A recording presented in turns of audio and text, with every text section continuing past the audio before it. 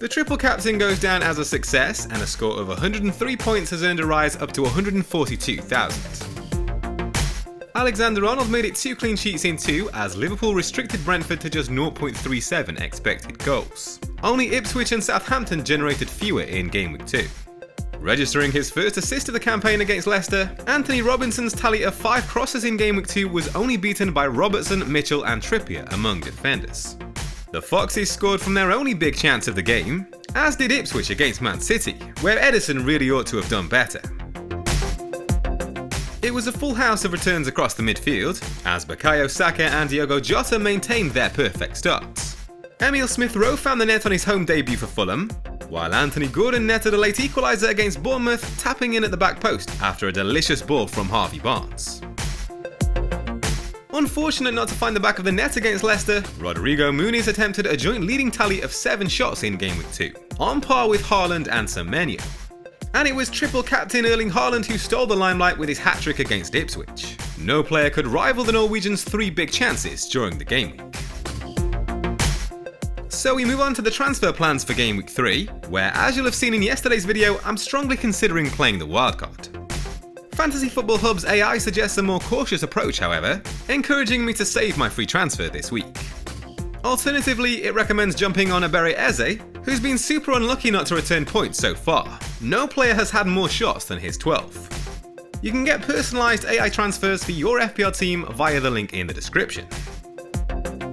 I would definitely be playing the wildcard from a position of strength. My team looks okay and I've made a good start.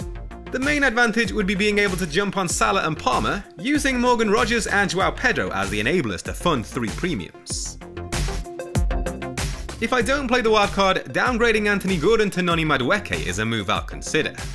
Newcastle have looked off the pace in their opening 2 matches, while Chelsea ran riot against Wolves and are about to embark on a delicious run of fixtures. It would also leave funds to upgrade Saka to Salah in Game Week 4, which is a priority for me. That said, I'm still leaning more towards taking the Hub AI's advice and saving the free transfer. Then I could make a decision next week on how to fund Salah. Isak to Joao Pedro, for example, will be more tempting after Brighton's trip to Arsenal is out the way. So to summarise, I am still strongly considering the wildcard, but I'd say I'm maybe 60-40 in favour of holding it. If you haven't already, check out yesterday's wildcard video for an idea of what that would look like. So with that said, here's how the team is shaping up for Game Week 3. It's been a poor start for Dean Henderson, hindered by the defensive changes in front of him, with Mark Gahey looking set to follow Joachim Andersen out the door. Chelsea have scored a joint leading 6 goals this season, and just 3 teams have landed more shots on target. Travelling to Old Trafford in Game Week 3, Alexander-Arnold has fashioned the leading 7 key passes among defenders this season. No player in the league has carved out as many big chances as his 3. With Rico Lewis inverting from right back, Josko Gvardiol has been used in a more disciplined role so far, reducing his impact going forwards. But Man City have restricted opponents to just 1.52 expected goals, with only Liverpool faring better. Anthony Robinson faces an Ipswich side that scored with their only goal attempt at the Etihad last weekend. Their tally of 8 shots this season is 9 fewer than any other side, and they've generated a league low 0.77 expected goals. One downside to playing the wildcard this week would be having to prematurely lose Bukayo Saka. No teammate can improve on his tallies of 6 shots and 7 key passes so far. He played a direct hand in 13 goals across 16 home matches last season. Also delivering in both matches so far, Diogo Jota has racked up a leading 1.54 expected goals among midfielders, while his 3 big chances ranks joint top with Salah. Only Saka and Salah have taken more touches in the opposition penalty box. Having opened his account for Fulham last game week, Emile Smith-Rowe faces an Ipswich side with a league-high 6.02 expected goals conceded this season.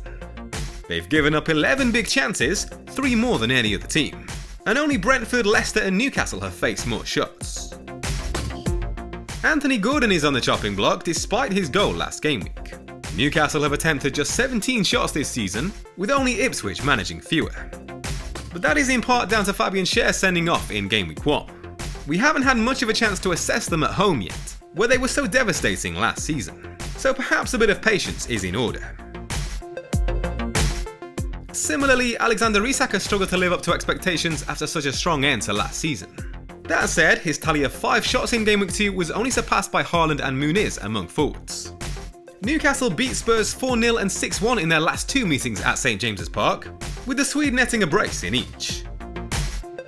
He's yet to score this season, but Rodrigo Muniz has attempted a leading tally of 9 shots from inside the box. The Brazilian found the net 9 times from Game Week 23 last season, beaten by only Isak, Haaland and Mateta among forwards.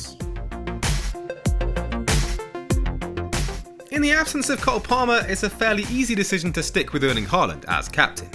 The Norwegian has looked so sharp in the opening 2 matches, backed by a fully fit Kevin De Bruyne. He's scored 4 goals across his 4 previous meetings with West Ham. This team has a 93% rating via Fantasy Football Hub. You can get your team rated by AI for free via the link in the description. And I'd also recommend taking advantage of the 50% off discount they're running at the moment. Click the link in the description and sign up today.